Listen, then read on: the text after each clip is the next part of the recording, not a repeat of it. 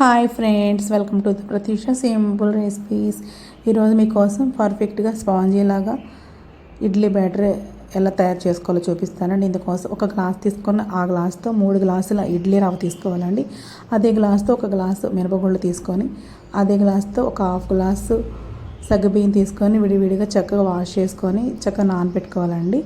సగ్గుబియ్యం అనేవి మంచినీళ్ళతో నానబెట్టుకోవాలండి. సగ్గుబియ్యం వాటర్తో సహా మిక్సీ పట్టేసుకోవాలి. కాబట్టి ఇదంతా ఒక 7-8 గంటలు నాననిచ్చుకోవాలండి. ఇడ్లీ రవ్వ కూడా పప్పుతో పాటు 7-8 గంటలు నానితే పర్వాలేదండి, చాలా బాగుంటుంది. రవ్వ అనేది మంచిదైతే చక్కగా నానిపోతుంది, మంచిది కాకపోతే జిగురుగా ఉంటుందండి. నేనైతే మినపగుళ్ళతో పాటే రవ్వ నానపెట్టుకుంటాను. చాలా అంటే చాలా బాగుంటుందండి. తర్వాత ఇదంతా ఒక మిక్సీ జార్ తీసుకొని ఈ మిక్సీ జార్లో చక్కగా మిక్సీ పట్టేసుకోవాలండి.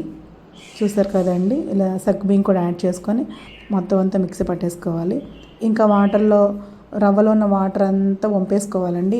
నొక్కి తీసుకునే అవసరం లేదు. పిండి ఇలా వాటర్ అంతా వంపేసుకున్న తర్వాత రవ్వలో ఇలా మిక్సీ పట్టుకున్న బ్యాటర్ కూడా యాడ్ చేసుకొని మొత్తం అంతా కలిసేలాగా మొత్తం తిప్పుకోవాలండి.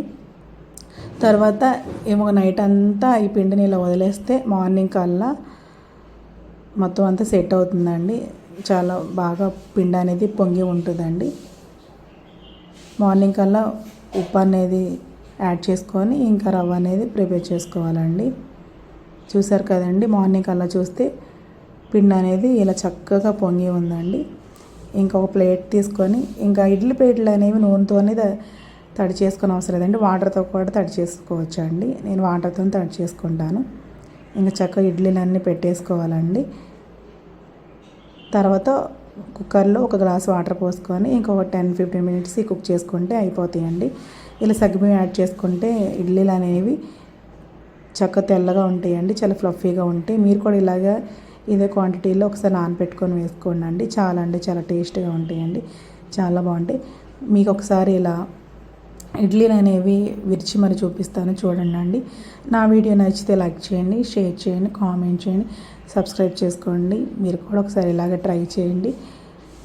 మీకు ఎలా కుదిరిందో ఒకసారి నాకు కామెంట్ చేయండి. రవ్వ కూడా ఇలాగే నానపెట్టుకోండి. ఇడ్లీలు అనేవి మెత్తగానే వస్తాయండి, గట్టిగా ఏమి రావు, చాలా బాగా వస్తాయండి.